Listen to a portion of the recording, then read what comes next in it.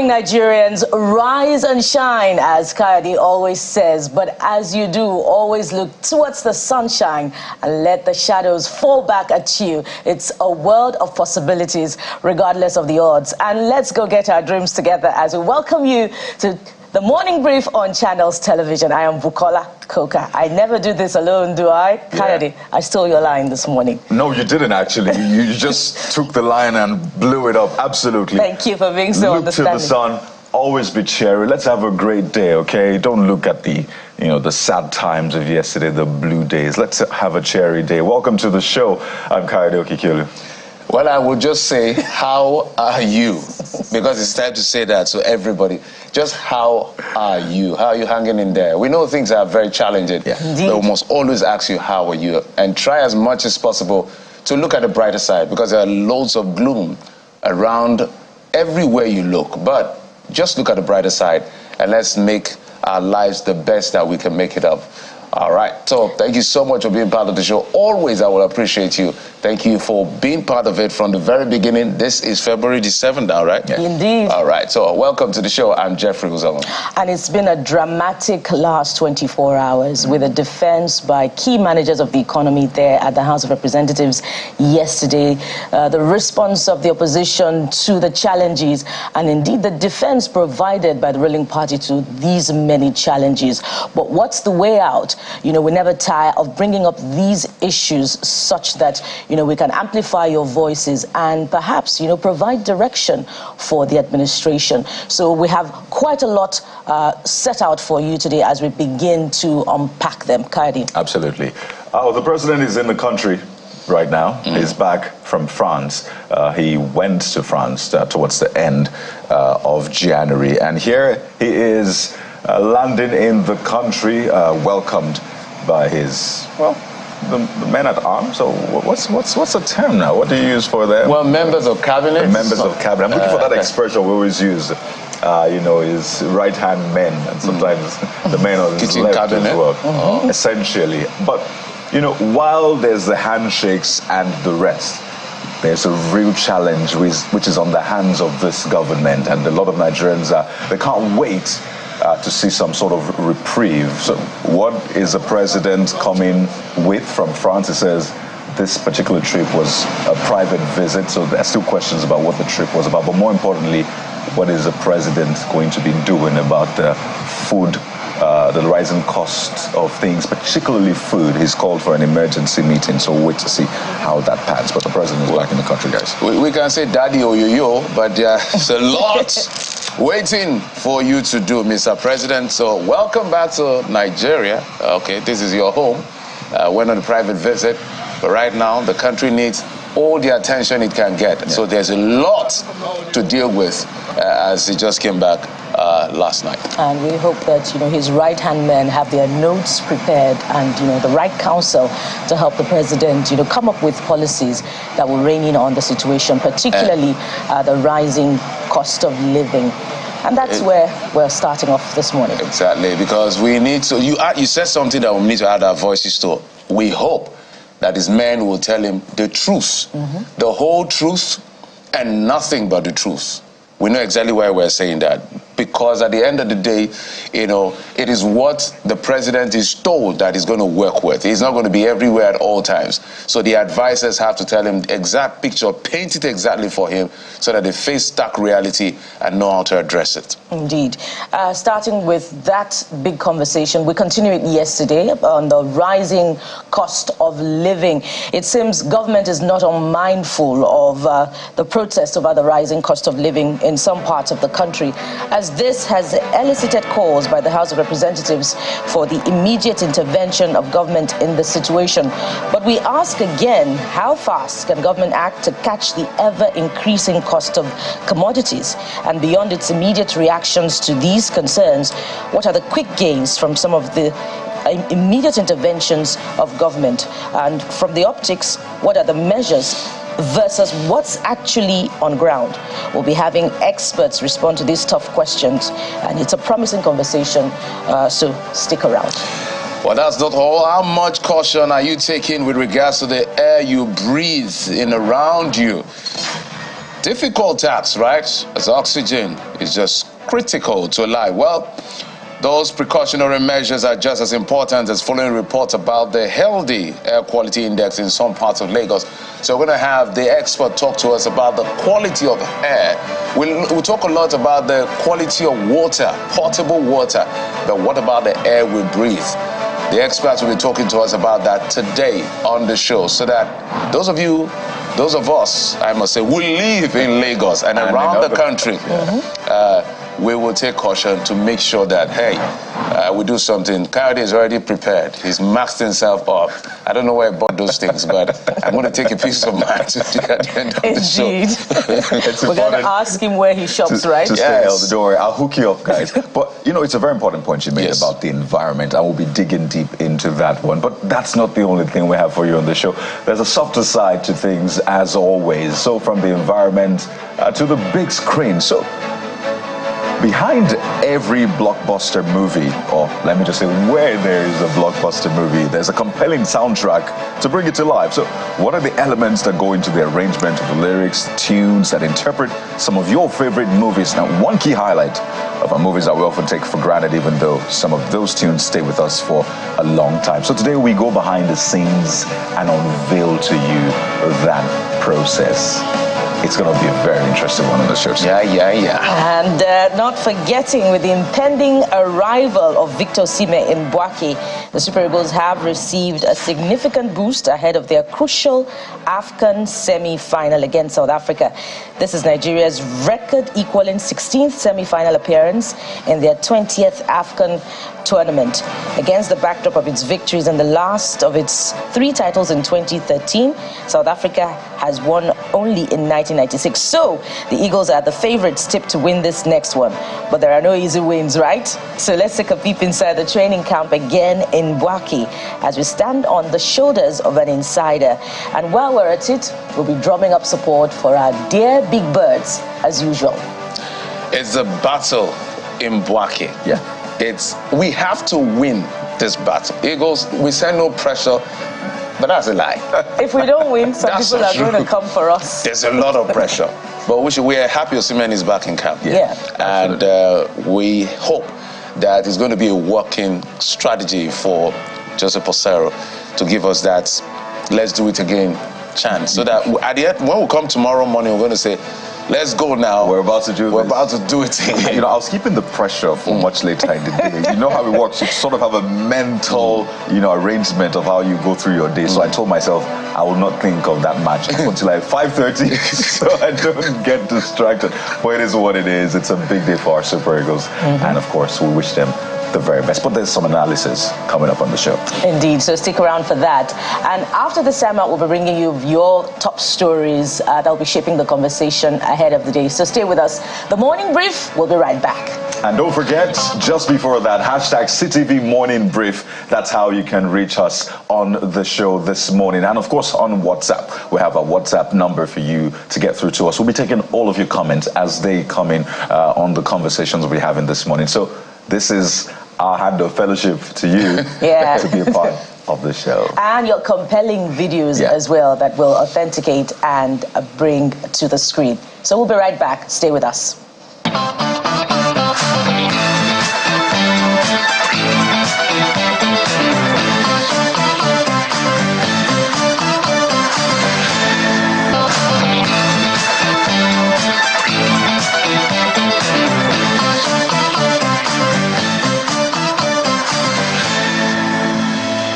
Welcome back, and time now for your top stories on the Morning Brief. The message from the protests that broke out in Minna, Niger State and in Kano State 48 hours ago may have hit home as it became the talking point at the House of Representatives on Tuesday as members called for the immediate intervention of government in reducing the cost of living in the country. This came through a motion by Honorable Isiaka Ibrahim, who is asking the federal government to invest in high-impact measures while appealing to stakeholders in the production chain to be realistic with the increment in prices of their food items and services. And in the meantime, the Finance Minister, Mr. Wale Edun, also told lawmakers that increasing oil production and exports offer the quickest route to improving the country's cost of living concerns. In the meantime, the All Progressives Congress is accusing opposition parties of instigating unsuspecting young people to protest on the streets of some major cities in order to portray the Bola Tinubu-led administration as underperforming. In a statement signed by the National Publicity Secretary of the party, Mr. Felix Morka, the party claims that the protests in Mina and Kano bear a bold stamp of an orchestrated and coordinated effort by opposition parties to instigate unrest and undermine the government. The statement adds that while the party recognizes the right of citizens to engage in peaceful protests, Nigerians should be vigilant and not lend themselves to attempts by the opposition to promote social strife. And one product eating deep into the already lean pockets of most Nigerians is cooking gas with its high cost. But the federal government says it will prioritize the domestication of liquefied petroleum gas, which is expected to lead to a reduction in the price. This was made known by the Minister of State for Petroleum Resources Gas, Mr. Ekperikpe Ekpo, at a stakeholders meeting in Abuja. Of course, we told you earlier, the President Bola Tinubu has returned to Abuja after spending 2 weeks in France on a private visit. The President arrived at the presidential wing of the Nnamdi Azikiwe Airport at 8:50 p.m. on Tuesday and was received by a delegation led by the Secretary to the Government of the Federation, Senator George Akume. NAF 001 taxied into the presidential wing of the airport at about that time, where he was received by top government officials. And there's a boost in the war against oil theft as operatives of the security company Tantita Security Services have deployed technology to track down a vessel christened MT Harbor Spirit before informing the military and the NSCDC. Tantita Security Services Limited, owned by former militant leader Government Ekpemupolo, alias Tompolo, was contracted by the Nigeria National Petroleum Company Limited to protect pipelines from vandalism. Now, trade volume in Nigeria's foreign exchange market jumped to $844 million on February the 3rd, which represents the highest dollar trade since June the 2nd, 2022. This was disclosed by the CBN Governor, Mr. Olayemi Cardoso, during an appearance before the House of Representatives on Tuesday, reflecting an increase in dollar liquidity in the country's foreign currency market. The Apex Bank Governor attributes the increase in FX trade volumes to recent reforms carried out to include urging Nigerians residing abroad to repatriate their funds through official channels and clearing the backlog of Forex obligations and plans to establish a singular foreign currency gateway bank. The CBN governor also assured that inflationary pressures are expected to decline in 2024 due to the CBN's inflationary targeting policy, aiming to rein in inflation to 21.4%. And on a cheery note, reigning African Player of the Year Victor Osimhen has arrived in Bouaké, Côte d'Ivoire's second city, that will host Wednesday's Africa Cup of Nations semi-final match between Nigeria and South Africa. The team medics performed their final test and took the decision that he is available for the encounter after the striker arrived at the purpose-built Games Village on Tuesday afternoon. When the rest of the party traveled out of Abidjan on Monday night, Osimhen was left behind at their Pullman Hotel as a result of abdominal discomfort. Meanwhile, Côte d'Ivoire's interim coach Emers Faye is urging his team to go into Wednesday's semi-final against the Democratic Republic of Congo with the mindset that has allowed the host to make a miraculous recovery from the brink of elimination at the tournament. And finally, Prince Harry has arrived in the United Kingdom following the news of his father, King Charles's cancer diagnosis. The Duke of Sussex, 39, arrived in London on Tuesday after catching a flight from Los Angeles on Monday. On Monday, King Charles returned to London from Sandringham, where he was photographed attending church with Queen Camilla on Sunday to commence treatment as an outpatient. And the King is now set to be resting at the palace. quite a number of top stories now and a lot more to review from what you're saying about all of these issues and concerns. And Jeffrey joins me now for a review of some of those trends. Jeffrey, did I sense worry about the South Africa, Nigeria's semi-final match with South Africa when we were chatting earlier? It's natural to be worried because it's football. Anything can happen. They say it's 50-50. But this is a situation, I call it the battle in bucket. The two biggest economies on the continent coming together on that field of play. So there's a lot to play for. We're heading for that, trying to get the trophy. We're also trying to play for pride. So the energy with which the boys played one of the matches is the energy we want to see them play today. So everything is at stake. Let's not forget that a few days ago, Tyler beat 5 of our guys. So we have not recovered from that yet. So we need to take all of that energy and anger to the field and be as disciplined as possible, to get the maximum result we can get so that we finally head back to Abidjan for the very finals against whoever emerges at the finals with us. And let's do it again is actually what we're trying to get at. So, hey, we know you've been talking. Are you worried? Bukola says she's slightly. I'm a bit confident, really, because of the history between Nigeria and South Africa, where football is concerned. Nigeria has won most of her matches against South Africa. But then, you know, there are very many unpredictables in football. So we'll be praying for the Eagles. Well, let's come back home. Let's leave the Eagles for a bit because, as Kayode said, sometimes you don't want to overthink it, so you don't get yourself messed up in the situation. To be mentally. But let's find out what you're saying. You've been saying a lot of things on X. But don't forget, it's not only X we communicate with you on. We also have WhatsApp number. But let's go to X now. Yesterday, we had the news that the EFCC had arrested the younger brother to the former Minister of Aviation, Hadi Sirika. And that got a lot of people talking. So this is coming from CJ, said the audacity of corruption, let's say allegedly, we must add that line too. Nobody's afraid of being caught, open, brazen, impunity. That's rather more insulting than the stealing itself. And there's more being said about that. Boyega is saying, still scratching the surface with the blazing and daring action of Hadi Sirika as aviation minister. Allegedly, again, let's add, one does not need to be an intelligence officer to know that Hadi Sirika should be in the cooler by now.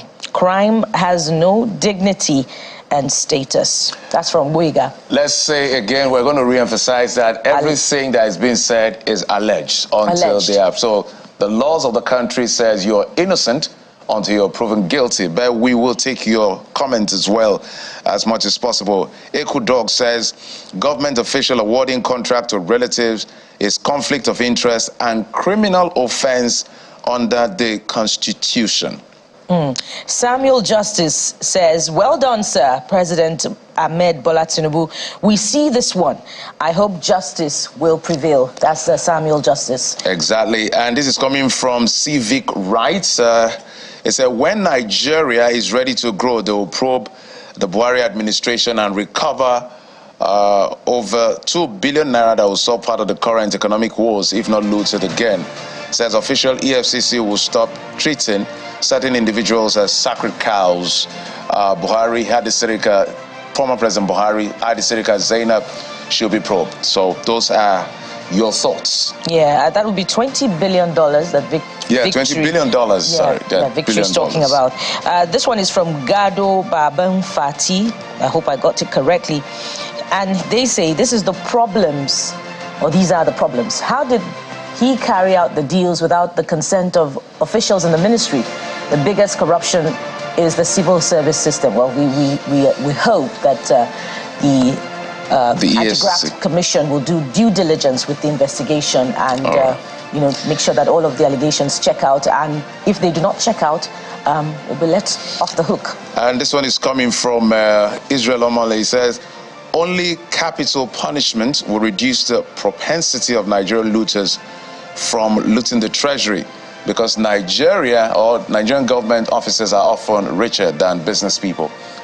So that's coming from you. That's quite a remark, and it's sad because when I read the statement from the EFCC, they talked about the fact that certain contracts were awarded and nothing has been done. We've seen the situation, as we said, these are alleged, so let's put that out again.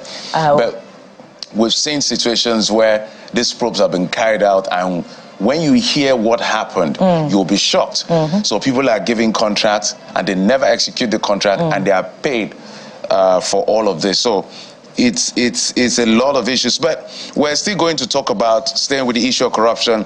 Remember the humanitarian crisis, the Beta Edu, the Zainab, and all of the people within the humanitarian and poverty. Of the agency, NSITF, that issue is still trending. I guess it was reawakened because of the Hadisirika's brothers case. So this is from Ayekuto. Ayekuto, sorry. EFCC retrieved 30 billion stolen from a federal ministry meant to take care of the masses. Terrible.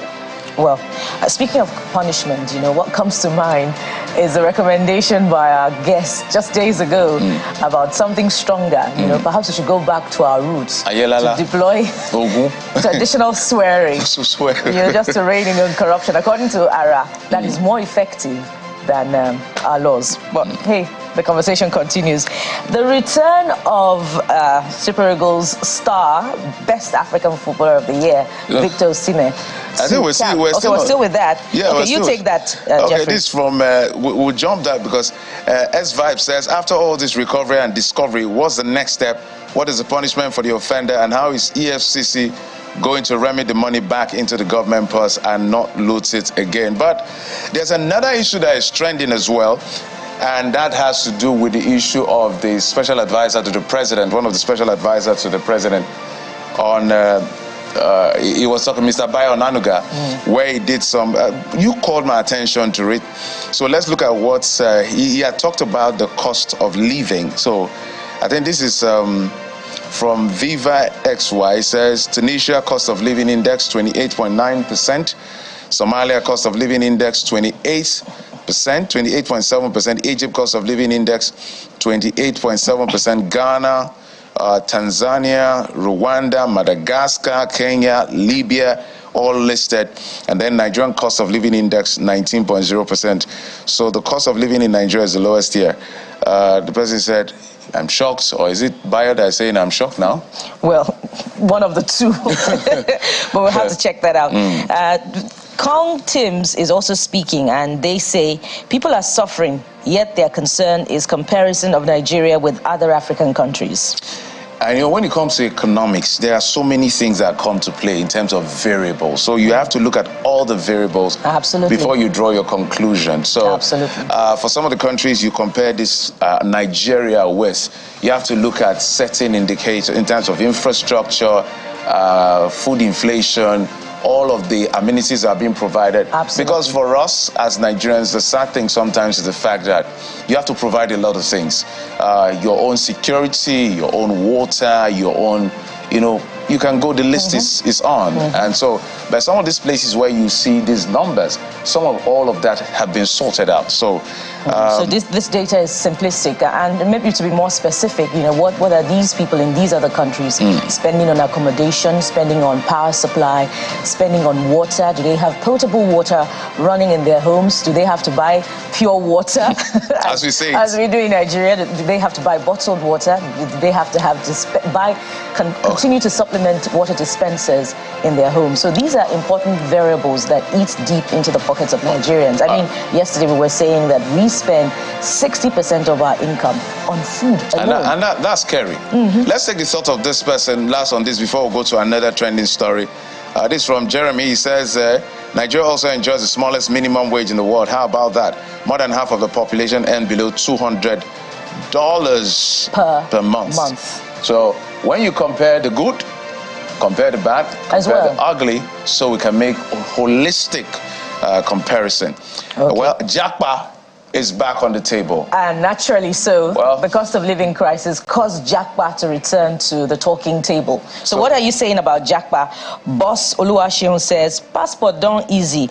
Well, he means passport is now easy. Now visa hard now.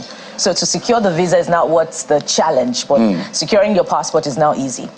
Yeah, that kudos to the ministry, by the way. So that's on one hand, they say it's a two-way thing. But for our international audience, Japa is a term used in Nigeria for emigration out of the country. Okay, emigration. Okay, out of the country, still emigration. Emigration. And so literally means to take flight. Yeah, take flight. Droves of people leaving the country for various reasons, some economic, some security, and all of that. So that's what we mean by Japa.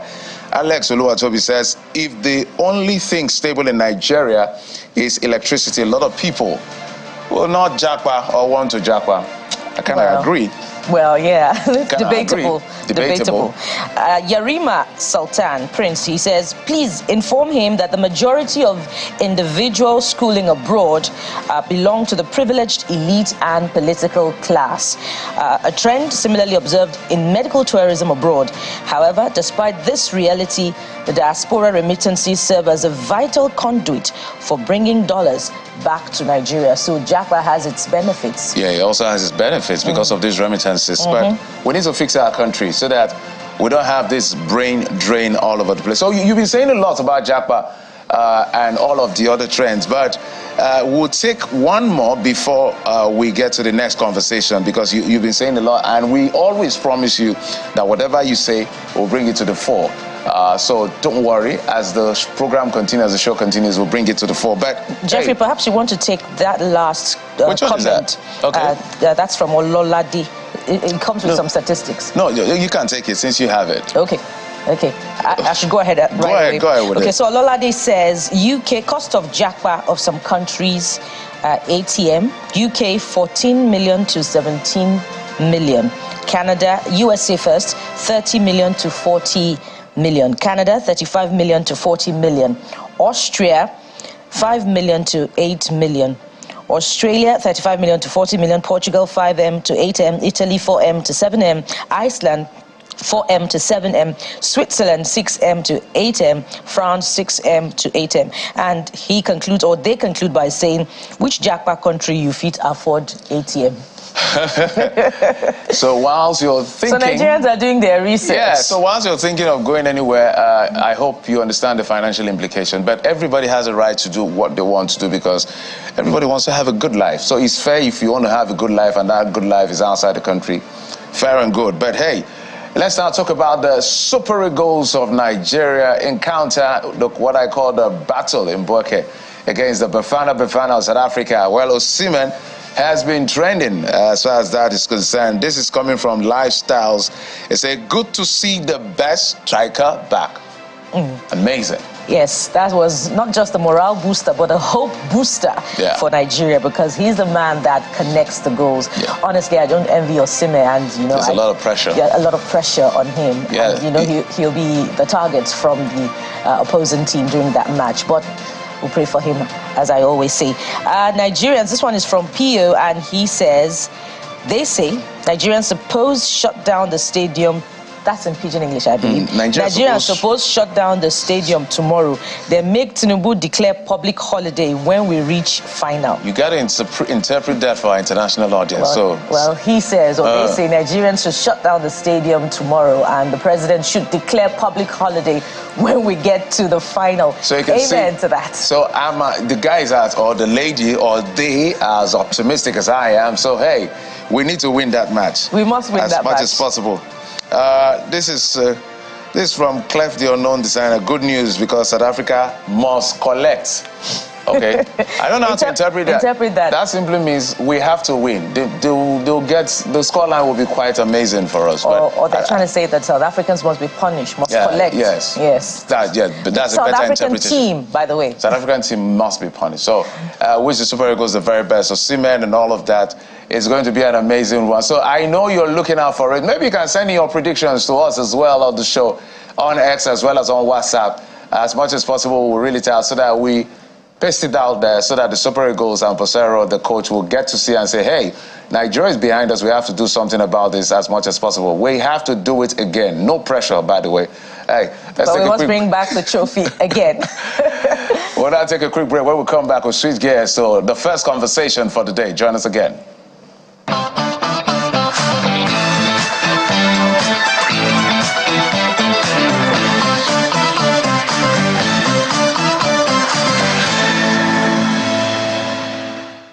given this economic condition and with the promise of Mr. President, what we need to do is to re-strategize within to make sure that we bring more people into tax net. So without increasing the tax rate, that will be able to meet the targets. And that is what has led to us restructuring. The urgency of the matter is not lost on us at the central bank.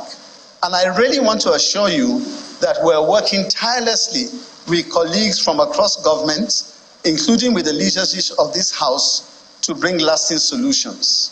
We are not going to take the easy way out. And more than that, the budget provided more money, both on nominal and in real terms, than has ever been provided in the priority sectors. Where we are as a nation economically is a much, much better place than we were on the 29th of May, 2023. If we look at the finances of the government today, there has been benefit to the Federation account. And likewise, there have been other benefits which have accrued as a result of the changes that have been made.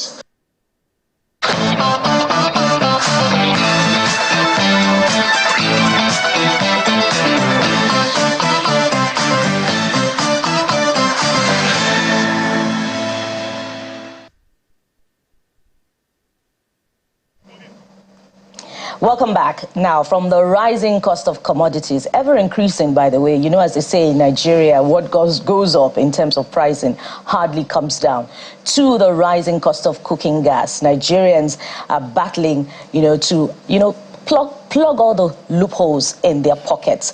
But let's have this conversation and find out what other ways that government can rein in on the situation. Of course, hard times call for hard decisions. As we have joining us on the program, Mr. Orji Udemezwe, economic and banking analyst, and he's also the MD CEO, Flame Academy and Consulting Limited. He joins us here in our Lagos studio. Mr. Udemezwe, thank you so much for joining us. Always my pleasure to join you guys on the studio. Thank you. Yes, indeed. It's a tough situation, whichever way that you look at it. But the managers of the economy came with huge optimism yesterday at the House of Representatives with measures that they say that they are, putting in place. But how reassuring are these positions expressed by the CBN governor and the Minister of the Economy? Well, we have to believe that things will only get better because it's actually very, very bad right now. Things are horrible right now. Nigerians are suffering, terribly. Prices are off the roof. This is the kind of inflation we haven't seen in a long time. Within a year now, prices have more than doubled. And of course, you know that this inflation is basically cost pushed. Even though over the years, we have tried to manage inflation, as if it's a demand pull. And we've kept saying it here that the earlier we face the reality, the better for Nigeria. This, increase in prices is happening because we import nearly everything we consume in this country. And once prices around the world go up, it affects us more terribly. And to worsen that, our export level is way, way, way below, how much we import. And then the amount of dollar we need to import is never available. The fight, to grab the little dollar available in the country is a very huge fight. And we're seeing a lot of inefficiency in the allocation of the little dollar available, and because of that, every time you go abroad to buy whatever you were buying before, the thing may still be the same shelf price, whether it's in Dubai or China or America, anywhere, but the amount of naira you used to now buy it has doubled. And that's how prices of things have more than doubled in a year. And yet we still claim that our inflation is somewhere in around 20, 21 to 2%. Things have doubled, almost 100% in the past 1 or 2 years. So it's a very horrible situation.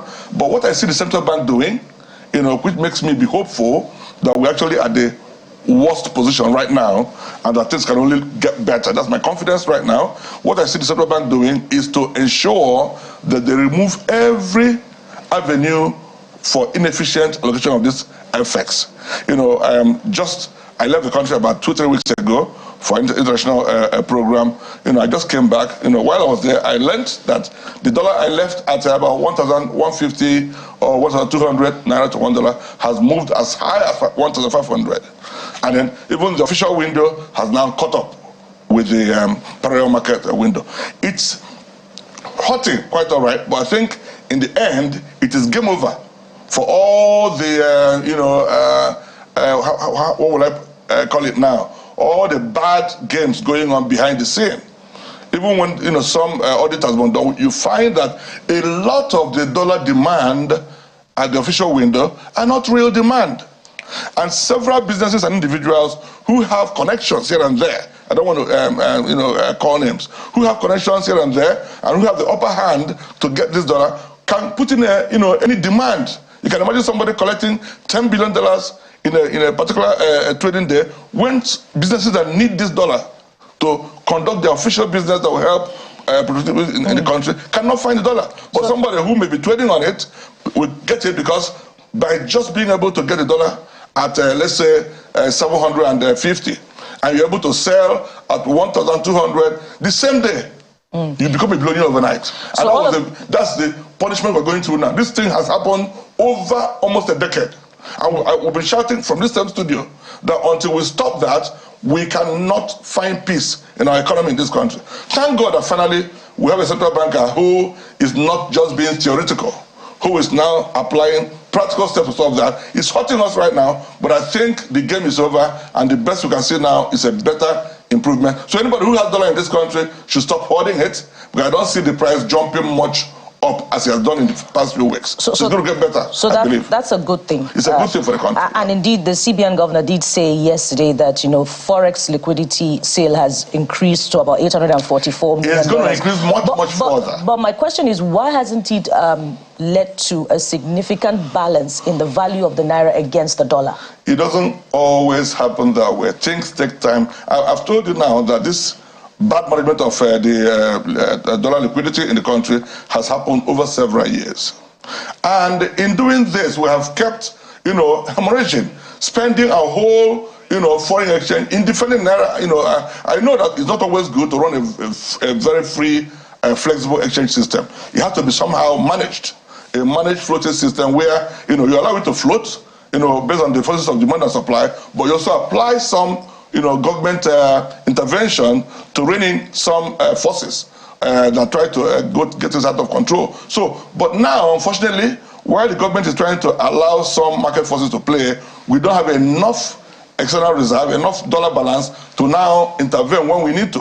When we had, huge sums of this reserve, we were just, filtering it, wasting it in the uncontrolled intervention that was not even happening properly. Where government would throw in billions of dollars and they were all allocated to those who were around tripping, those who were buying to resell, those who had no proper documentation for their imports. And it has gone on deliberately within the central bank. I don't want to accuse anybody, but the central bank has not been run well in the past 8 to 9 years. So I'm curious, because I listened to the central bank governor when he was talking about Deloitte doing the probe or doing the forensic audit. Yeah. 2.4 billion had issues out of the backlog with that. He said some entities did not even have import documents. He said some entities that did not exist got allocations. He said entities who asked for FX got more than they asked for. He even said entities that did not ask even got allocation.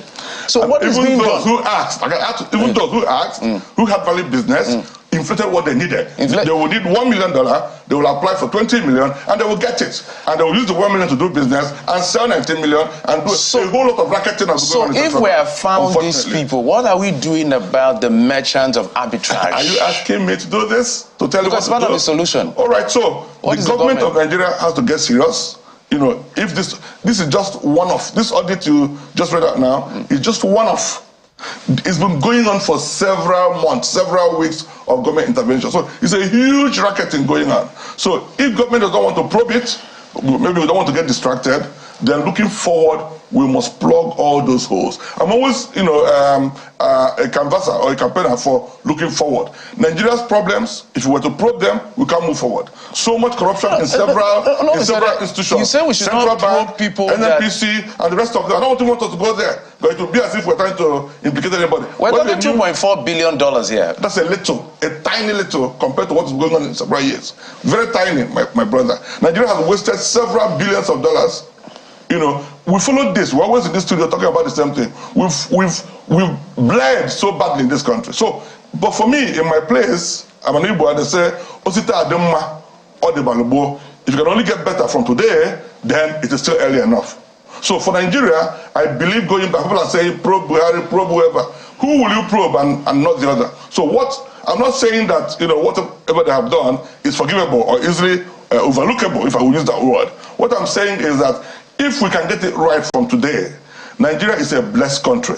Nigeria has a lot we can harness to make our country become great. I have traveled around Africa, from East Africa to West Africa, Southern Africa, and so on, and I know that Nigeria has what it takes to command respect for Africa. Nigeria has a single stroke of good leadership to make the whole of the world envy Africa. And Africa is a decision that you see in every part of the world trying to come to. We have great weather, arable land, peaceful people, an economy that we can build. The capital to build Africa is in Africa. But what happens? We steal them off. You can imagine somebody stealing billions of dollars. For what purpose?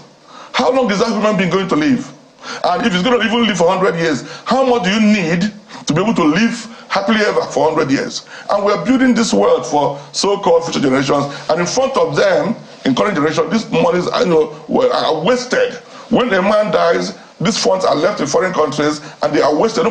People die in this country, accounts in local banks are not accessed by even the spouses or the children, because people don't know where these monies are. And people are stealing this money, sending abroad, locally and abroad. We can't place them. We are wasting the fund, the capital we have to develop Africa. And it's so sad for me. So greed and selfishness is the number one problem we have. And if you drill down this issue of Forex, it's all about greedy racketing going on around government institutions. Which is why I imagine Jeffrey was trying to advocate for having a sort of double-edged sword. While we're trying to clear the way moving forward, let's also have that sword to cut those who have, infringed and generally stolen our commonwealth, because the monies that could have gone into, fixing infrastructure, lifting people out of poverty, ended in the pockets of individuals and perhaps organizations. But I want to take this to another conversation. Well, it's related actually, and I'm talking about the cost of living, because it's all related. And for the Nigerian watching, what they're thinking is, how soon can this get better?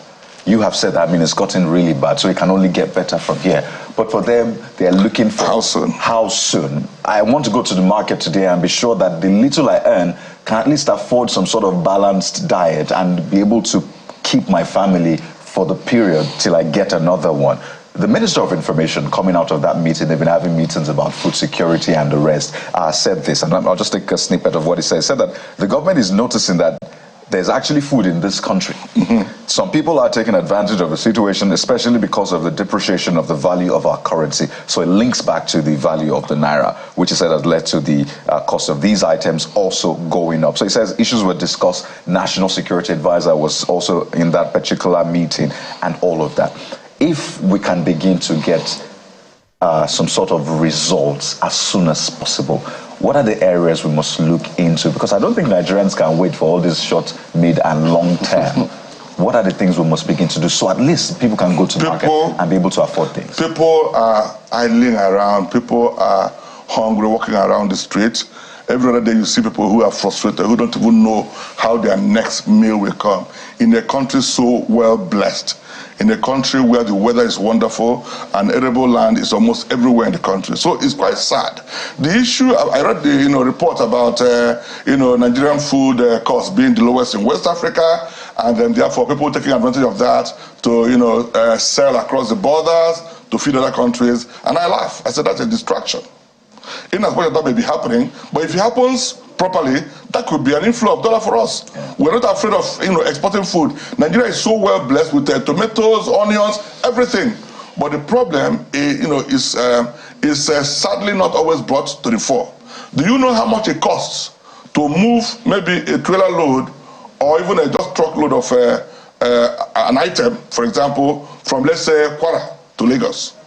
Not talk about Calabar to Lagos. By the time they finish all the corruption going on the roads alone, all right, the supply chain problem. You know, this is not come to the fore until you attend some conferences and events where people who are involved will cry and let you know these are where the problems are. To move food in Nigeria from one location to the other, east to west or to north by road, is so horribly expensive. Do we have the train system to do that? No. If you can fix that problem today, food will move around this country in much even cheaper way. And a lot of wastage going on. You know, you can see piles and tons of plantain, for example, maybe along the line of Akwa Ibom or whatever. To move that to the north where it may be needed or other places is a big problem. So food transportation is a big issue in Nigeria, number one. And then now that we're having, because these two issues are basic to human living, security and food. If in a country like Nigeria you cannot find food and you are not secure, then we are most miserable. You know, even though when you look at the Tyanx misery index, it tells you about employability, unemployment rate versus inflation rate and so on. But beyond that, if you can't find food and you don't even have money to buy when you find it, you are the most miserable person, you know, in the world. So we need to deal with security issues too. People in the North Central particularly cannot go to farm. They don't have the confidence to go to farm because of the risk that, you know, the killings, herdsmen issues, and people from nowhere that, you know, was it yesterday we heard that people were hanging around the Queen State again as hunters, and lo and behold, they were suspected criminals in one of the western states. I've forgotten right now. So such things, you know, breed fear in farmers, you know, mind. People die while doing farming, you know, on their lands because of the land grabbing, land going on in North Central and several other parts of the country. That's a major issue for food insecurity in Nigeria. That's one. And then the issue of being able to move this food when you get them. And then, of course, some of this food, when we produce them, because they cannot move them easily, for the reason I've said earlier, these things waste in our lands. While people are hungry somewhere, because they cannot find their potato, those who have the potato in excess cannot find rice, and the potato is spoiling in their hands. So the wastage going on in our food value chain is, you know, horrendous. How do we handle that? How do we ensure we begin to invest immediately in capital importation that will enable us to do post-harvest technology? I was quite glad when I read the report about the Africa Development Bank trying to start some SAPS program where they will provide some funding to enable agro-industrial production, which is critical. If Nigeria can put some little process to our raw agricultural produce, we will be so blessed with even more than enough dollar. Especially don't forget that sometime ago, Anambra State was importing some vegetables under the immediate past governor. When we, you know, every time Nigeria has problem with oil price, we're all forced to think immediately how to substitute oil money. We take out of the box, but once the oil price is good, with the Israel-Hamas war, U.S. Iran tension, and of course the Russia-Ukraine crisis that triggered the oil price going up. And it doesn't seem to be abating because we don't know how U.S. and Iran will escalate this issue. I hope, you know, it dials down as well. So as oil price goes up, we keep running around how to make more money from oil. Nobody thinks about non-oil export. But if Nigeria should sit back on the immediate term, nobody wants to hear about medium to long term now because, you know, somebody will tell you in the long run would have died. What can we do now to make things better? So let's, while drilling our oil and hoping to get something out of it, even now we don't even have hope to make enough dollar from oil. You know how much we're indebted. You know, even oil has been used to take some loan in this country. And then we don't have the accountability around oil sales. We don't know. I don't want to bring that issue up here. But NNPC is still a big issue in this country. I'm sorry to say. So now, while the oil is good, can we step out? Can this government, we have a vibrant vice president who is a former banker, can he lead a very strong team that must begin to look away from oil and focus on non-oil export? I don't even want to talk about the solid minerals in the north that people explore and we don't know how they are accounted for. Let's leave that. Let's even focus on the natural thing God has given us again by way of food production, agri-produce and so on, whether it's cocoyam or cassava or maize or rice, even the rice. Because the only way to boost your foreign exchange availability is to substitute import. The rice that we import, the tomatoes that we import, if we can substitute them with local one, we save that foreign exchange. And then what we export to multiply it, Instead of coming into our export basket and finding 90% of oil, can't we make oil 60% and filling that basket with a lot of export of maize, corn, rice, tomatoes are waste here and there, plantain. And it mustn't be raw. That's the problem of Africa. Yeah. We produce raw and we export raw. At a little value, you create job for yourself. Otherwise, as long as you keep importing those things, you are creating job for Malaysia, for China, for America, and so on. So, and here we're talking about high level of unemployment, which goes with a lot of crime and anti-social activities. So when can we begin to process our agriculture? You can imagine the analysis they made recently about cocoa. Somebody wrote a very interesting article about cocoa that we export to Netherlands and the rest of them. We make less than 1/20th of what they make being the world's best chocolate producer. Who grows the chocolate, the cocoa? Africa.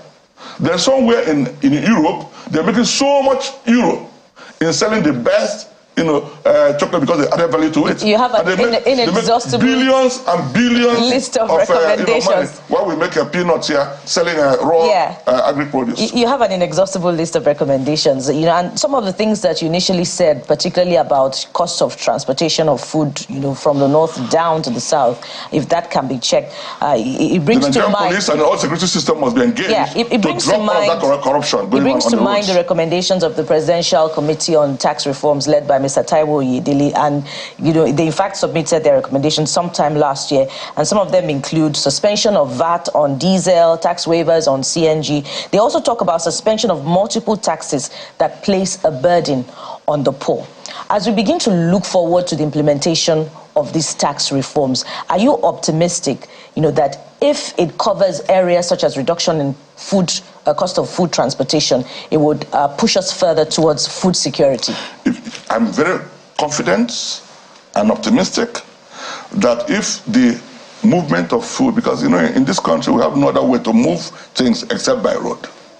Even though the train network is coming up. Yeah, there's the cargo. Yeah. Even though at last time they were operating below capacity, that's the Lagos Apapa to Ibadan, that cargo freight system. My brother, I'm talking about moving food from Calabar to Kano. No, you said there's no system, that it's only road we have. Yeah, so okay, I also acknowledge that we have some train connection, but I'm saying it's much, much below the needed capacity to move food around the country. Look at the trucks. The trucks are the only way we have now, and these trucks are even, very, dilapidated. Most of them don't even get to their destination. They have accidents on the way. I don't want to talk about that, but the single most important thing, I believe, that if the presidential economic team can deal with immediately is to engage the Nigerian police and other security forces on the road to see how to allow food items move freely within our own country. We can't be hungry and unable to buy food at a cheap price, and we don't allow this food to move around. That's what we are the ones doing ourselves. So would you suggest that they automate this process? Because let's not go too far.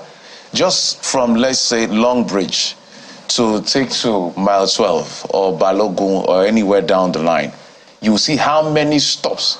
How do we, because we are here for solutions. So when you move from Lagos to the east, for example, you will count no less than 50 police checkpoints. That's police. Are they more concerned about your security? No. I'm sorry I'm saying this in the open, but we have to tell ourselves the truth. The IGP police may not like this, but a lot of police checkpoints on the road from Lagos to the east are not there for security. They are there for the thing they can collect on the road. And all you see thing happening is you drop your 100 naira, 200 and you move on, no matter what you're carrying. And you now see those who are carrying vital items like food because their own is exposed. You pack them and extort the worst you can from them. You can deal with that, lessen the roadblocks, and give an instruction, and possibly provide a phone number that anybody carrying food. I'm not talking about deca parts, cars, spare parts, and so on. I'm talking about food items. If you're carrying food on Nigerian road, nobody should give you any headache more than the farm you've gone to bring out this thing. The reason I ask is because, sorry, Kadi, the recommendations look good on paper, but how do we get government to implement it? How do we when the president took over, I'm sure he changed. When you're doing your recommendation, please factor in area boys. How do we deal with those ones? Because they're in front of us. Police. What I believe is that if you don't hold anybody accountable, things will continue the way they're going. People are being kidnapped every day. People are dying every day, and nobody's sacked. That's our problem in this country.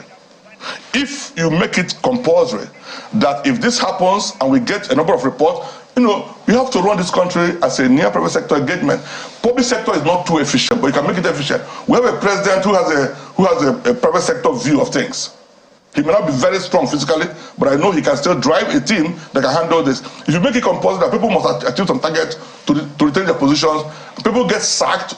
Just like in banking, every month people sit down. In fact, not even every month these days. Every week people sit down to look at what did we agree to achieve. Where are we right now? What's the variance? How do you catch up with your plan? And if you tell stories over a few months, you are asked to, leave the bank. In federal institutions, can we begin to set targets? Federal Ministry of Agriculture, Federal Ministry of Works, and so on. We set clear targets, smart targets, specific, measurable, achievable, realistic and time-bound, that if we hear a report, provide a number. Like if you're running a business and you're not physically there, it's always the case. Most time business owners are not the managers. And you create a number. You have a customer problem, call this number. Those who run that business will be careful. If you put a number that's beyond them. So in this number, if we have so and so complaints, in a month, we sack the commissioner of police in that state. What you have said. If you make it clear, you're the president, you can command that. Yeah. Anybody is sackable. That will make us accountable in this country. People behaving how they like in this country. People are reckless. People can even kill today, believe that nobody can do anything about it. Even a policeman will challenge you, I will kill you, and nothing will happen. That's how low we have gone to this country. And that would be a good place to anchor it. What you have said about holding people accountable is instructive. We hope very critical. Yeah, from that point in this country, in every institution, nobody's held the relevant government agencies will act on it. That's why we're having this conversation. I agree also. Thank you, Kado. We hope that, from this point, when we have to talk about it again, it will be progress. I'm always available. Thank you. Not always all the time. But thank you so much, Mr. Oji Udemezwe, Economic and Banking Analyst and MD CEO, Flame Academy and Consulting Limited. Thank you so much. My pleasure always. Yes. And up next, we'll be talking about the environment. How critical is the air that you breathe? Stay with us. You'll profit from this one.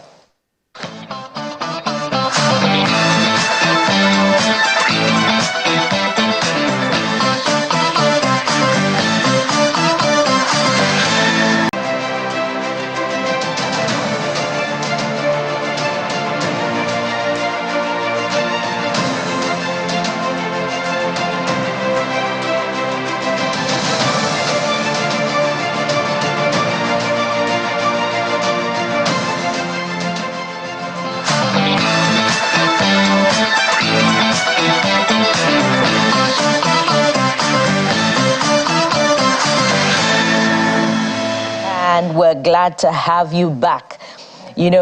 Oxygen is as important as life itself, and we often take for granted that we're able to breathe and breathe out, until you find some people who have health challenges and they struggle for oxygen and they pay for oxygen. So oxygen is very, very important. But that report that talks about the unhealthy quality of air, compels this conversation. Of course, there are other important aspects to having a sustainable environment. So we'll be exploring all those points as we welcome our next guest on the program. He's Dr. Babatunde Ajayi. He's a General Manager, Lagos State Environmental Protection Agency, LASEPA. Dr. Ajayi, welcome to the Morning Brief. We're glad to have you on the program. Thank you. Glad to be here. Yes. So following that report about the unhealthy quality of air index affecting, some parts of Lagos, we'll list them later on. How much of a danger are we, and how much is it spreading to other parts of Lagos? Okay, so I think that first we had to release that data because we realized that there are very sensitive people around us, people who have sensitive respiratory systems. People have asthma and all kinds of things. And if you ask them, they also know that these things trigger their reactions. So also the quality of air that you breathe in, or the air quality index, is a major determinant of pollution around town and around many cities globally. So air quality is a key index, for measuring the quality of the amount of pollution that you have generally. So it's a benchmark data that actually should be in public, and when I assumed office, I just thought it was important to make this, publicly available. It helps in many ways. I mean, it helps you plan. It helps you stay careful. It also helps you mitigate what is causing that problem. So now conversations have started about stopping what is causing the pollution. So I'm wondering, maybe you give us maybe a list of some of the drivers, because there may be industrial drivers, there may be individuals who are also contributing to these things. The common one we may know is the one that's coming from our cars and our generators. But you are the experts. Maybe help us so we know what to do at the end of the day, because we're all in this together. The air is bad. I'm looking at the index and I'm like, when the world is healthy to breathe in Lagos. Yes, because I'm looking at it. This is here. So. Okay. So I'll tell you the major things that cause it. Yes, there's industrial pollution from all of your industries across different parts of town. There's commercial and mobile ones from vehicles like you've projected, from trucks, from airplanes. There are stationary ones like your generator in the house. Agriculture is also a major part of it. So many people there are many areas in Lagos where you have a lot of farming, a lot of livestock farming. Yeah. Right. So that gives off a lot of methane and it stays long in the air. Classical example is Ojo. Ojo has Alabarago. Alabarago is a major livestock market in Lagos. And we're not very surprised. There are a couple other things causing that pollution in Ojo, and it's consistently red. It's been like that for a while. But, bringing out this data helps us manage it a little more consciously, as it were. So the causes are, generally like what I have listed, vehicular emissions, you have industrial emissions, you have residential emissions, like what you have in your generators at home, and agricultural. Agricultural is from livestock farming and fertilizer production or fertilizer use, across the agri sector. Let me just start my own part by thanking you for releasing that data. Right. It's a very, very important tool in this conversation. And please don't ever stop. Don't ever stop putting out that data, because it raises awareness. It ensures that people are aware that, wait a minute, this is actually real. And by the way, if you think this is just a Lagos thing, there's a shocker for you. In fact, I think it was 2022 when the data was released, the FCT's air was actually worse and one of those indexed than Lagos. So you may be in wherever, just make sure you ask your government. What about Rivers? Rivers, exactly. This looks like Rivers. So this is actually a reality across board. Rivers, you have gas flaring, soot, industrial, and the rest. And this is for Lagos particularly. Ojo, I don't want to say the biggest culprit in this, Bariga, then followed by Agege, LSDPC estate. In fact, La Sepa, Ikeja, that area is also on the list. Shows how much of a concern this is across. But we're talking Lagos today, but if you're in other parts of the country, ensure that you ask the right questions. But speak to this. Yeah, that's essentially the breakdown for the other parts of Lagos on the screen. In fact, Banana Island to make the news recently. Made it into the list. I'm surprised with the air coming from the sea. And they said, wait a minute, we thought we were the elites, the rich ones. We should have the best air. I know you speak to that, but I want us to talk about now the solutions, what we can do. I mean, on the show yesterday, we brought this mask because some of the areas in Lagos says very unhealthy, and the recommendation is that this kind of mask should be used. So in terms of the solutions, now let's talk about it. How can we walk through this?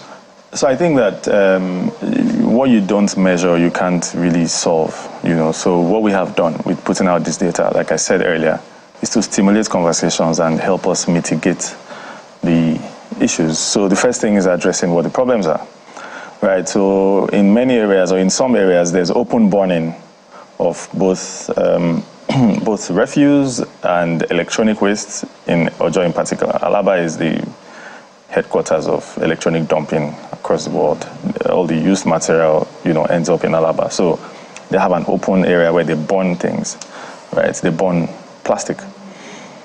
So that process and that whole activity generates a lot of soot. Now, Because we now know, because we are now more careful and, we have started this journey, we're now more deliberate about stopping some of those things. So educating people around Alabarago, for instance, how to manage waste, dung, and all of that. In Agege, you have the abattoir, is probably the biggest in Lagos. Well, let me not. If it's biggest in Lagos, then it's biggest in Nigeria. Goes without saying. I see what you did there. There's a lot of cow skin burning. And the methods, the burning methods are not very healthy. So it gives a lot of soot, and that affects the quality of air in that axis, right? So for different areas, there are different things. Also in Ojo, again, there's construction pollution, which is one thing that we probably don't talk about enough. Construction, demolition, pollution. Cement industry is one of the biggest contributors to pollution. The particulate matter from cement is a lot, right? And it is significant. So in areas, again, Ojo, where you have the construction of that highway all the way, and it's been on for a while, there's also there's a lot of construction. There's General School coming up there.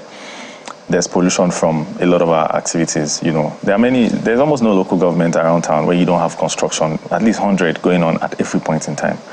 So all of that activity also contributes to the quality of air that you have in that area. If you know anyone who lives next to a construction site, or if you are unfortunate to live next to a house that is currently being built, you wake up in the morning and you see all kinds of things. Of course, there are measures to combat those things.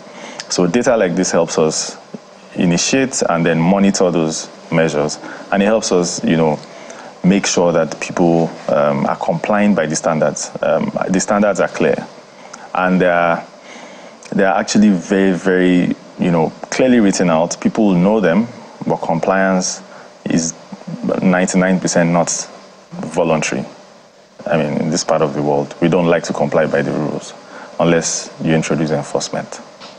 Some of these activities are inevitable. For instance, you talk about Ojo, Alabarago area, the livestock market. They have to do their business. Absolutely. And we can talk about, other parts of the state. Mm-hmm. But what advisories can you offer these professionals? I know during COVID, there was a lot of education about how it spreads, and the state government, some state governments responded, by sort of disinfecting the environment. So what sort of advisories can you offer these professionals? Okay, so the advisory is first in partnership with the health professionals. And beyond health, health first. And for health, I know that for very sensitive groups, people who are generally more predisposed to respiratory disease, they would not want to stay in areas that are very polluted. It will trigger it very frequently. You probably have also heard stories about people who had recurrent triggers of their asthma or any other respiratory illness, and they moved from one place to another, maybe from Lagos to London or Lagos to Abia is not a good example, sorry. Lagos to Kaduna, for instance. You can say Ibadan. Okay. All right, it's Lagos to Ibadan. And then, because of that move, the trigger has reduced because the pollution you have in Lagos. The sheer number of vehicular movement in Lagos is humongous. So pollution from there alone is enough to trigger. So what we would say is, if you know that you are amongst the sensitive groups, you might as well either use a mask or, in the very red areas, you should use a mask. Or at the most, reduce your exposure to polluted air in that area. So I'm thinking now, there are certain things that is almost impossible to go around. We need to talk solutions in terms of alternatives. If the government is not giving me light, I have to turn on my generator. Absolutely. So for the guys who are the abattoir, for instance, what are the proposals you're putting on the table for them to be more conscious and cautious about what they do and the impact it's creating on the environment? Are there things you say, okay, rather than using tires, you can use this, because that's where this will really make sense at the end of the day? Okay, so in partnership with the Ministry of Agri, we have actually initiated a lot of these solutions, right?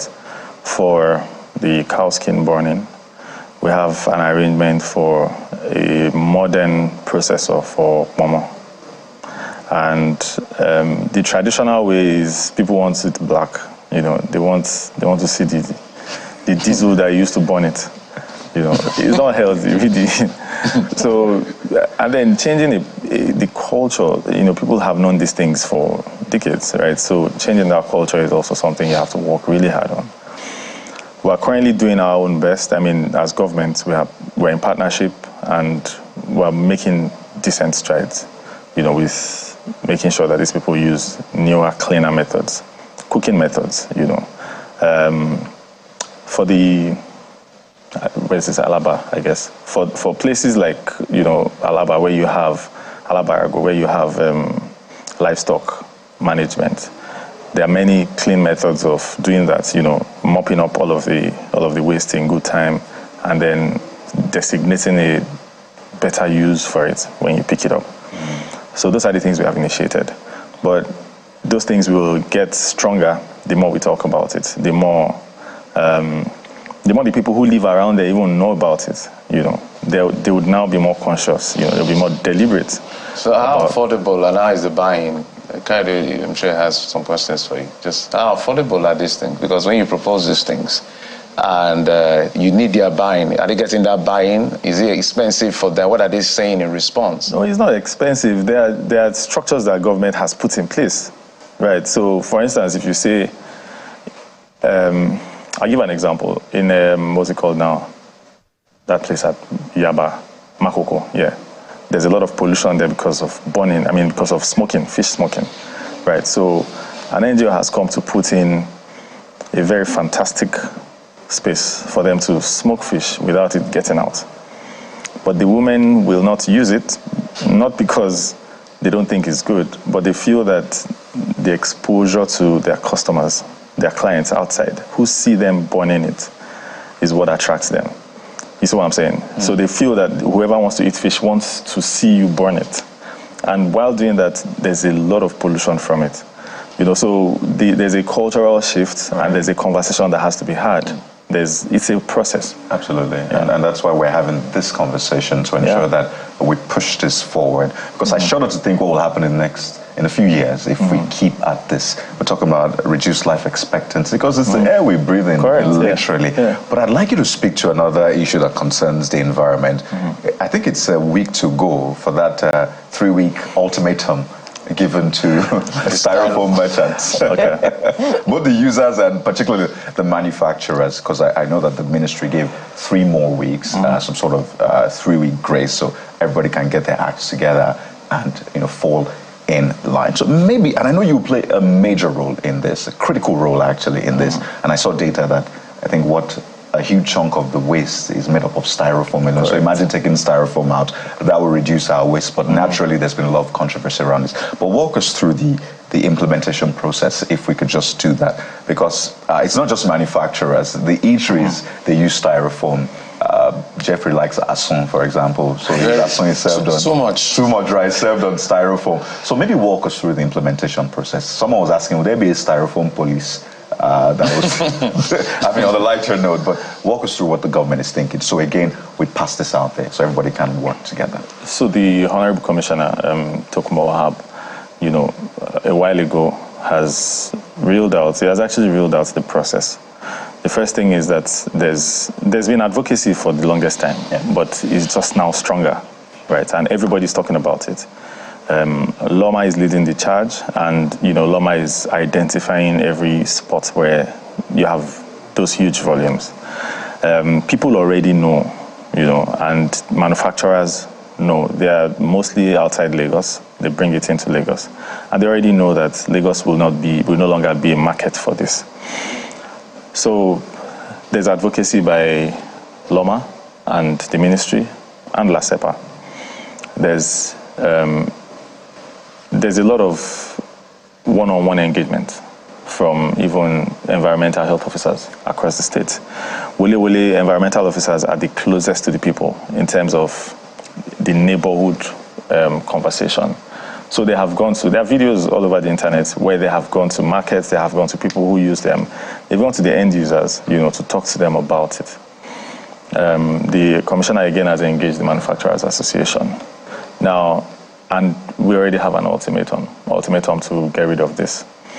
At the time when it expires, there would be an arrangement for a mop-up, whatever it is that, and we have to do this in preparation for the rains, because the rain is coming, and if you don't read, if you take Styrofoam out, for instance, you have almost half of the waste gone, and the drains will be clearer, and you will not have flooding. So it's a lot of making people understand why you're doing what you're doing. So we'll continue the advocacy. We're not saying that there are no alternatives. I keep saying this. While I was younger, we didn't have Styrofoam plates. You would go to buy food with your bowls, and after that, you wash it and reuse it. So we're saying, go back to the same reusable plastics. You have to reuse it a few times. If you buy food from certain places, you will not want to throw the plastic away because it's actually heavy and thick. You know what I'm saying? So it's reusable. Right. It appears that the benefits do outweigh the odds. So, Nigerians must just comply. Lagosians must comply. And don't worry, Jeffrey, your son is covered. He's safe. He's safe. It has to be safe. Dr. Ajayi will see to that. Dr. Ajayi, we want to thank you very much for coming on the Morning Brief and for sharing these very, very important insights on the environment with us. Dr. Babatunde Ajayi is the MD, Lagos Environmental Protection Agency, LASEPA. And we hope that when next we call on you, you'll be a very, very willing guest. I'll be glad. I'll hold on to my mask, though.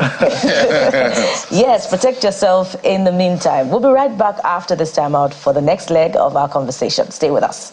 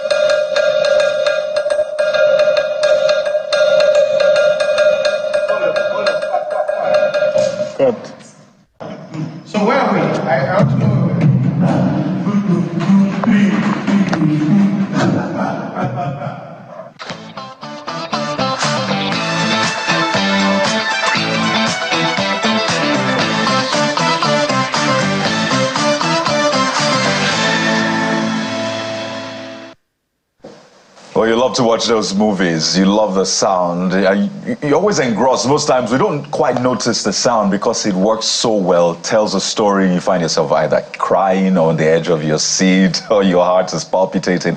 It's because the audio is doing a great job. We used to have silent films then.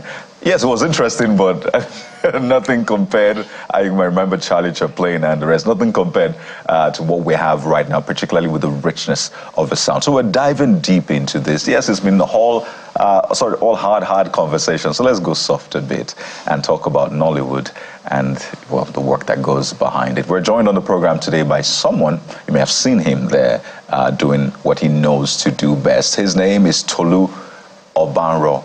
Tyanx, let me say the one you know. Tyanx is right here with us in the studio. Film composer, music producer, the list goes on and on. Tyanx, good to have you on the show. Thank you so much. I'm glad to be here. For a lot of people that watch movies, they just watch the movie and take it for granted that everything was follow come. You know, you just shot the movie and you produce it and then it's out. But apparently a lot of work goes through it. Yes. Once the movie is shot, there's now a lot of work done on the sound itself. Yes. The audio, the music, the what's that word again? When you compose music, the composing, the score, the scoring, and then the sound itself, the effects. You have to ensure. We saw you doing something with files. Yeah. So maybe walk us through what was happening there with files, because a lot of people just saw him holding something. I think what's going on. Okay, so that's an ADR. So it's just dialogue replacement. Right? Yes. So it's more like you go on set, do all this recording, then because people are just around grabbing chairs, trying to give production and, trying to be part of it, they kind of tend to like have noise on that particular mic and on that scene. So you just go back and like, okay, you have to enact what you did before, like try to get the act together, the voice and everything, and just re-record that and then replace it perfectly. So that's what happens. Yes. As I said, some people just think it's follow-up. I remember seeing a video of a lady, I think in the US, and the work she does trying to reenact that. Get different materials together, get metal together, wood, scratch things just to reenact that. And how intense is it? Because we're just seeing that video, but we don't know how intense it really is for you. What do you have to do to ensure that the audio comes out well? Okay. And maybe tell us some of the works you. It's always a lot of work, and then when I was going to come into Nollywood, I thought that I wasn't going to do it the regular way, like everybody will do it, and I'd been doing stuff like just do this scene for someone, I'll do this scene and I'll move on. But my very first full movie, I think I did scenes on King of Boys 1 and 2. I did scenes on like a lot of movies. Wow. And the very, very first one I did all by myself was King of Thieves. So I thought of it like, okay, if this is a Yoruba movie, the normal thing would be have people just play talking to everybody. I'm like, that can't be rich enough, that can't be international enough. So I thought of it like, okay, what can I do better? And then I spoke to directors, like, it was like, you are free to do anything. Think Troy, think King of Rings, Lord of the Rings. Right. And I was like, okay, this is like total freedom, like, very irregular from what film people in Nollywood will tell you. And I made that, and that was the start. I don't think I've had a break since then. So how do you, permit me, I'll take the question the way I said it. Mm-hmm. How do you develop a sound mind? I understand that. So, for every scene, there's a way you need to feel. You need to be able to interpret that scene the way you want people to feel it. Okay, I'm going to give you an example. If I have somebody say, I'm going to deal with you tonight, and then the sound under it is chun, chun, chun, chun, chun, chun. Tom and Jerry, like, this person is just joking. Right. And that same tone is somebody say, I'm going to deal with you tonight, and you have like, this guy is going to die. So you have to be able to create the mind of trying to interpret exactly what is on your screen and you want people to feel. So it's more like you immerse yourself in that feeling. Think about the sound that will help people feel it even without seeing it, and then you might just be able to communicate perfectly. So what do you look at? What do you look at to create a sound? Do you look at the scripts, or you wait for the production to be done and then you move scene by scene? How do you create your process? So I'm very sure that if I stick to one way of doing it, then I won't sound different on every film. So it's always very different. Some is from the script. Let me start with maybe House of Secrets was from the script. Just reading the script, I came up with the theme sound that sounded like, okay, this is secrets unveiling, somebody cutting from the past into the future and into the present and thinking about the future. That made me like think of, okay, so what do I do with this sound? And I made a sound that I couldn't even use in the movie, but interpreted the movie well. So, and for some, I want to be on set. Fine. Music and sound is supposed to be post-production, but, for some movies, for example, Jagu Jagun, I insisted on being on set, and they made it happen. And before I left that set, I was able to generate sounds that I wouldn't even get when I get back to Lagos. It was deep in the village in Oyo.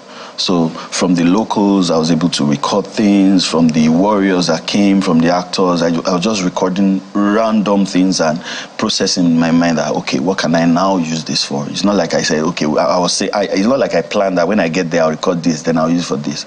But as I was recording, I was thinking, I was brooding, I was just, calculating in my mind. And when I got back to Lagos, it was just all good and easy. I have a question about your sources, but I think I'd just like to go straight to this one, which is more akin to inspiration. So before there came a Tunde Obanro, There was a Sami Okposo. That's my brother's name. Tolu Obaro. Okay, what's your first name, by the way? Obaro is what? Tolu Obaro. Okay, so I'm in the same terrain. So there was a late Sami Okposo, there was a Stanley Okorie. You know, these are fathers of soundtrack in the movie industry, Nollywood to be precise. I wonder if you get any inspiration from them. Did you have any encounter with them? Did they shape you in any way or form? Okay, so I would like to state this clearly. There's a difference between being a singer and being a film composer and a soundtrack person for films. I'm sure those we just mentioned are very great legends, but of songs, of singing. Composition in Nigeria, we can take it as far back as possible. I can think maybe Dr. Bayo. Dr. Bayo did a lot of work. He did Union Bank, Big Strong, Reliable, Milo, Pakpakpa since 1988. Those are like the Nigerian legends, if you want to talk about that. Then outside you talk about Zimar, then the guy that did Black Panther. Those are film scores and soundtrack and compositions. If you check Black Panther, for example, we now had Thames sing, Burna Boy sing, and Fireboy did a song too. Those are singers on a project that a music composer is working on, and it's just not a surprise that Nigerians, even the great media, I'm talking about people that even do ours, get that wrong. And I think it's because it's still a very growing part of the Nollywood industry, and I think very soon everybody will understand it. So between the composer of the music theme and the soundtrack person, who does the final consolidation of sound work for the movie? So if a movie is like very big budget, there will be a music supervisor. Okay.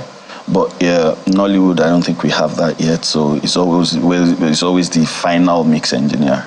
The music person is going to place it where he thinks it should be. The sound designer, those are for the Foleys, your footsteps, your slaps, your everything, your SFX, all that will be placed where it's supposed to be by those people. The dialogue will already be treated, because it won't go in just the way it came from set. It will be selected and treated and all that. Then the final mix engineer will bring that together, put it at the level that is meant to be for the broadcast that is meant to be for. For example, if it's going to the cinemas, you have 5.1. If it's like a bigger cinema, you have your Dolby Atmos. If it's going for Netflix, you have different types of formats. So that would be the work of the mix engineer, putting it together. It's very interesting to see your... And I think it's important to also break these things down. Yes. Because again, the end user or the end consumer just sees a movie and thinks, okay, someone sang on it, so obviously that's the whole thing. The same person that did the sound and all of that. It's really tough for them to break down the process, understandably. That's not their field. But your progression has been very interesting as well in this industry. So maybe why a lot of people will see you as maybe music producer more, because you've done a lot of music production as well, particularly in the gospel scene. I think you've sang too. Once. Exactly. That didn't go well. It's okay. We consume it, we think you did great. So essentially, you then moved and transitioned into film composing. And seeing the work you do, obviously, it's something you picked or you built from those experiences. Now you can do this on a bigger scale. You've learned how to play with sound, how to know what sounds right where. And just before you come in, I'm just looking at the work you've done. It's brilliant, the works you've done. You mentioned some of them. King of Boys, 2021. Gang of Thieves in 2022. Brotherhood. Yeah, you worked on that. King of Thieves as well. You said that. Gangs of Lagos, Jagun Jagun, you referenced that. A Tribe Called Judah. So a lot of people that watched. I hope you got your money. Yeah. So there you go. That's nice. Oh, that's good. Fantastic. Mikolo as well. The House of Secrets. Ada Omomomi. Is it Daddy? Is it Ada Omomomi? It has to be about Ada That's to be about Daddy. We're watching on Ada Omomomi, right? So Ada Omodadi as well. So you have a lot of work under your belt, and I'd like you to speak to this whole back and forth about whether or not we can really prosecute sound here in Nigeria. Do we have to take the work there or get people there to do that work? Do we have enough capacity here in Nigeria? Well, it sounds like a no-brainer question, but speak to that. So amazingly, we have like a lot of talents. I'm trying to like build my team, and each time I reach out, I see very, very wonderful people that people can actually trust with their jobs and, you know, get it done. I think we have the capacity to like build, but I also think budget is a very, very important factor that makes people just like, okay, this is better, I'll give it to, I don't want to stress. Also, the number of works you've done and all that. But I think I've done a slightly Hollywood job since I think we have the capacity to also export this service, you know. I mean, people get a lot of fundings. We might need fundings because, I mean, you have to buy stuff, you have to pay people. At times I think about a 100-man band and I can just raise it. It's not because people are not available, but it's because, okay, the budget of that movie will not let me, so I'll start thinking for a 100-man. So, I mean, I'm getting used to that also. I'm thinking of someday doing something that's big and of that scale. So let's talk financials. I'm not going to ask you how much you collected from the blockbuster $1 billion, Yeah. 1 billion naira. Let me say Over 1 billion naira. Over 1 million naira. Sorry, Jeffrey, did you get extra, by the way, after you hit the box office? You will get extra. It's not done. You got extra, not done don't yet. me. It's still in the box office, so I'm sure when it's done, I'll be called. So you are going to get extra? Yes, I will. So let's talk about the model. What will be more sustainable for you and for everyone in your space? Because you guys are the guys behind the scene. A lot of people just see the actors. They are the ones that go to sign endorsement, make all these monies because, you know, people see them in terms of brand awareness. But a lot of people will not know who is behind the sound or who is behind the makeup and all of that. So you're speaking for yourself now as well as those who are coming behind you. What model works better for sustainability? Is it one-off payment, or are we beginning to do things like royalties so that as Jagu Jagu or a Tribe Called Judah grows in the box office? As it keeps growing, you begin to get your royalties. So royalties or one-off payment, which works better? So Nigeria, for now, to the best of my knowledge, we don't do royalties on movies, but I get royalty on my sounds, not on the movie. So, like, for example, let's say Gangs of Lagos, I got my music back, I could upload it. I mean, people can like go there and stream. Then I have splits between the people that really did the singing, for some that have songs on them, you know, like that. A lot of those songs, every music, every composition from until I have my cut, and yeah, it's been rewarding. I mean, it's pays for fuel. And, okay, Kadi, you have one more question. I just wanted to, maybe when you're done, tell us what to expect this year. Is there something big you're working on and the rest will come? Yeah, so go ahead and answer. Thank God I'm almost booked for the year. Like totally booked for the year? Almost booked for the year. This is February. Yeah, it's February. So I know, your calendar is jobs I'm getting, and now I'm just trying to fix them somewhere. If I'm not going to take a new job for the year, I'll keep working till December. Wow, that's awesome. So life is good. This economy is not touching you. Coupled with the potential extra that you're getting from a Tribe Called Judah, I'd really like to be your PA. So maybe we can talk about that after the show. But we'd like to thank you. Yes, there are very big titles. There's an epic I'm working on. I'm not allowed to say the title yet. But won't tell anybody though. I won't tell anybody too. So there are some big movies I'm working on. I'm not sure. Okay, I'm not allowed to state any of that yet. So I'm just thinking if there's anyone I can talk about yet. But wait, you give us 6 weeks. I just like this idea that I'm booked for the year. It sounds so nice, man. It's really nice. Well, we're also booked for the year. We're going to book So the success has many, many relatives. Thank you so much. We'll talk about me being your PA after this segment. Up next is that crucial semi-final with South Africa. Super Eagles against South Africa. We'll be drumming up support for our beloved Big Bird. So stick around for the last leg of our conversation. We'll be right back. Thank you very much, by the way.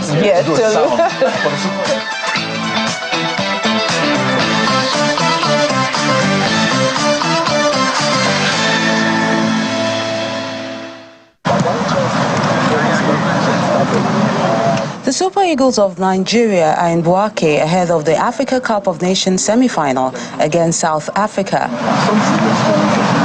The Super Eagles appear the strongest team left at the competition, but they say focus is the watchword for the next encounter. We show until now a good spirit, we show until now a good organization, we show until now a good demand, commitment, sacrifice. We play like a team together. Now we have a tough match against a good national team.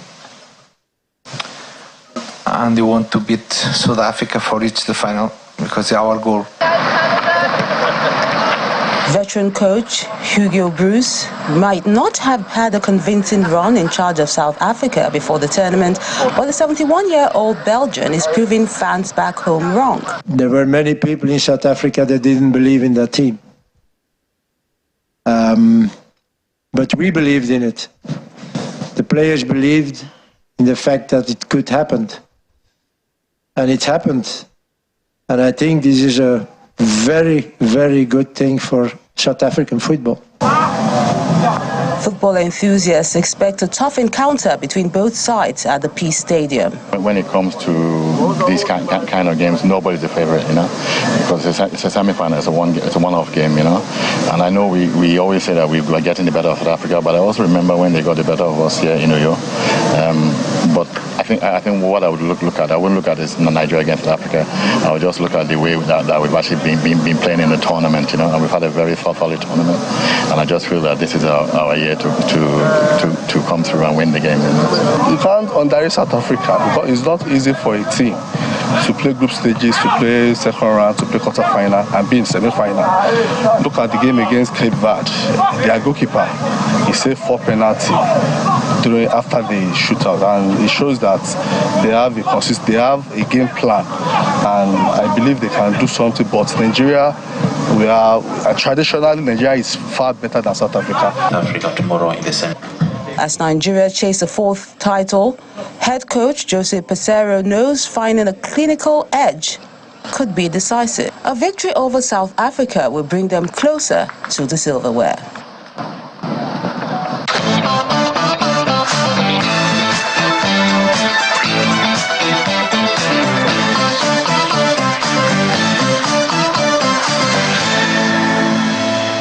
Well, at some point they used to say in Nigeria, the pressure is getting worse.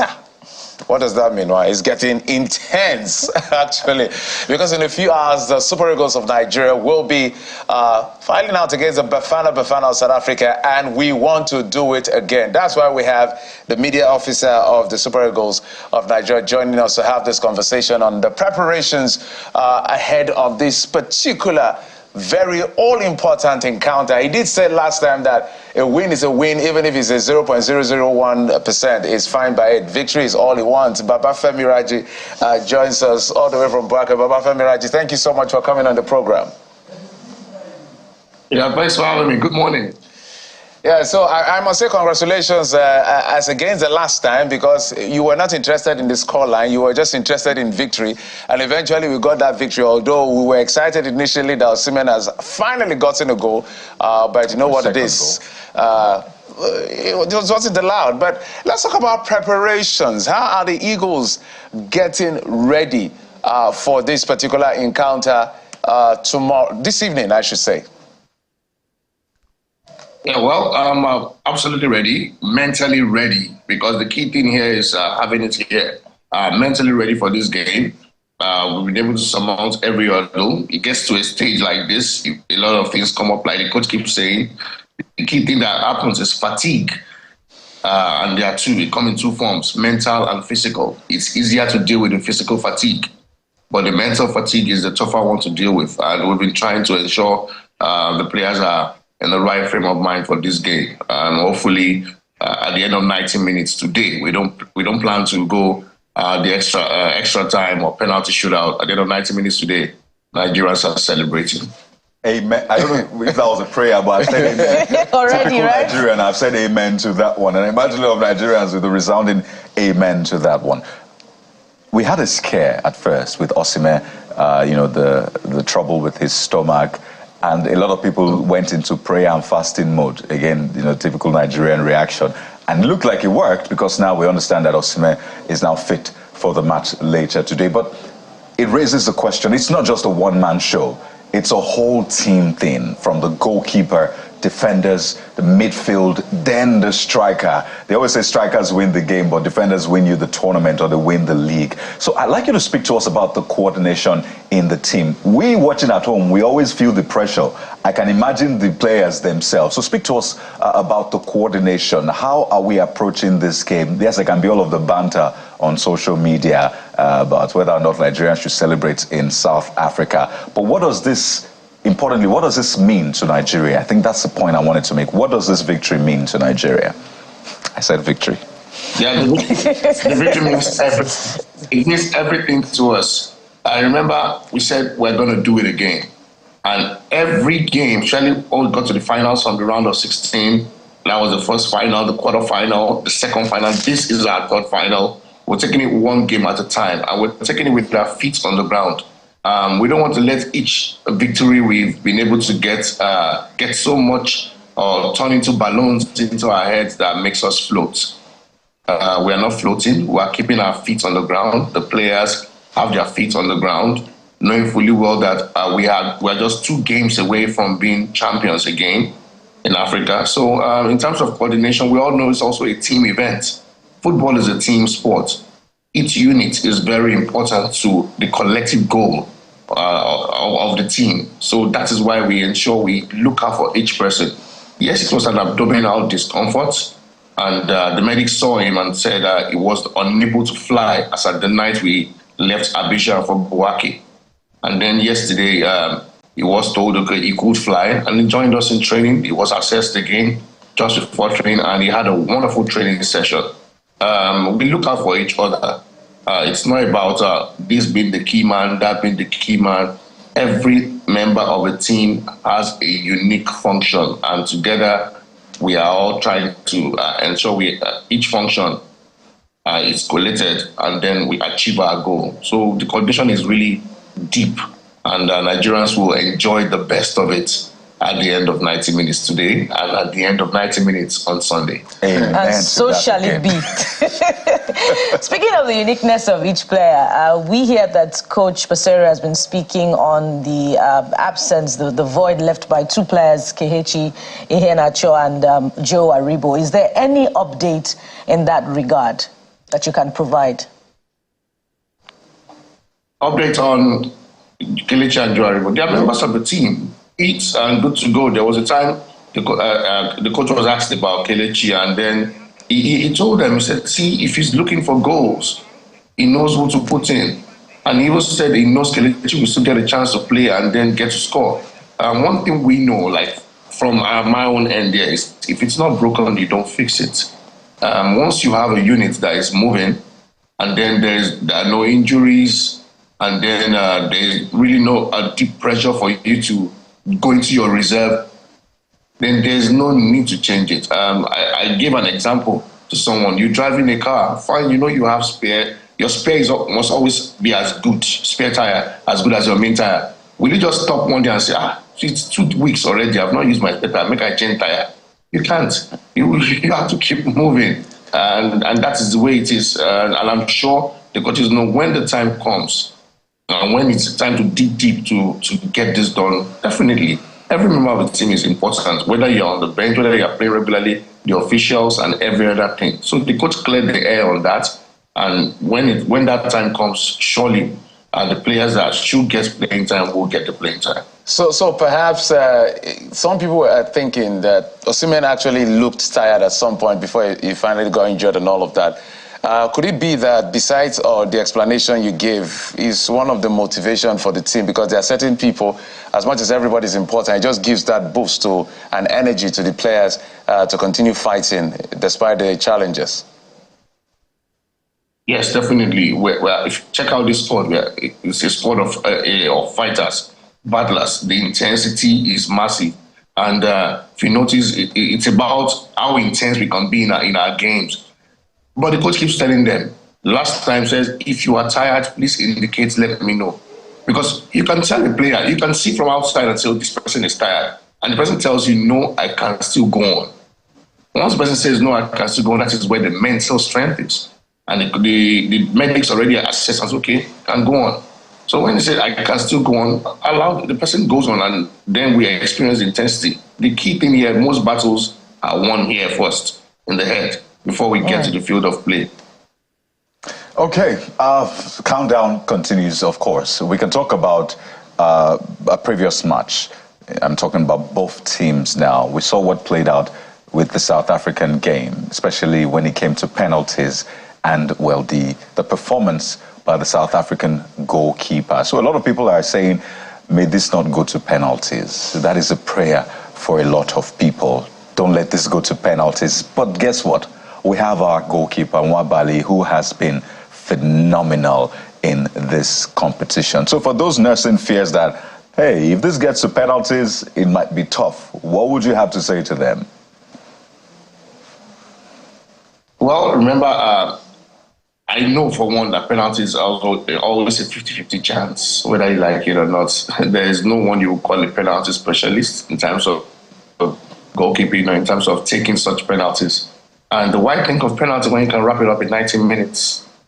We've wrapped up our games within 19 minutes, being very modest, and it's a job we can do within 19 minutes. So why bother ourselves about what happens after 19 minutes? Even if it gets to 120 minutes, we have 30 minutes extra to make it up. Why think of what will happen after extra 30 minutes?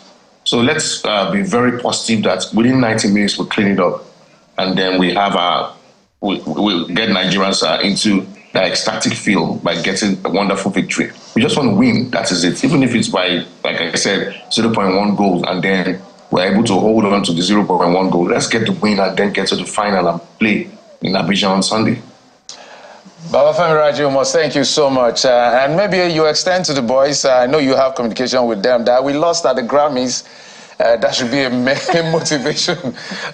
We had 5 Nigerians and 1 South African, and she took the day at the very first time that particular category was created. So, hey, we look out for the Super Eagles today, and we hope. And we hope that Coach Posero will join us when we finally do it again for the 4th time. So those are 2 messages. Tell the coach we'd like to have him on the show when we win, and also tell the boys we lost at the Grammys, so they have to win tonight. If not, the dragging. So South Africa has won the Grammy. South Africa must not win the AFCON. Our Ghana brothers and Cameroonians are waiting for us. So you get the message. Babafemi Raji, media officer of the Super Eagles, thank you so much for joining us on the program. Yeah, thanks so much. We wish you the very best. Absolutely. Let's do it again. Guys, we can't forget, because they have warned us that you guys cannot win. We're waiting for you. Well, I have we must not lose the bragging rights, Jeffrey. I there's a WhatsApp message. Bukola, who takes it? We've got a lot of messages coming in from you, both on X, and there you go. That's one on WhatsApp. On this particular match, Nigeria versus South Africa, saying what?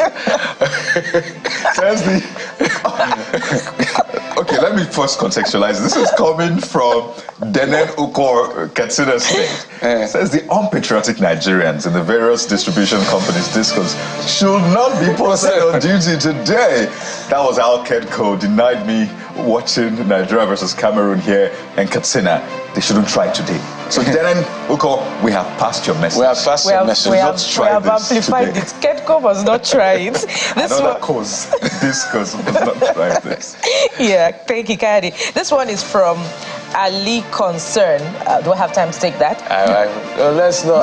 High cost of living. High cost of living. And all of that. So we've spoken about this and all of that. I understand we don't have so much time anymore, Kadi. What else? We just wanted to bring you this other video, an image that we found. Really, the president inducting 2 newly acquired T-129 attack helicopters in Makurdi. Was represented by Vice President Kashim Shettima, and it was there that this particular frame was presented to the Vice President, essentially President Bola Tinubu being depicted as an Air Force pilot, essentially. And so that's what you have, the president right there. Very interesting. Very compelling image of the president in that picture right there.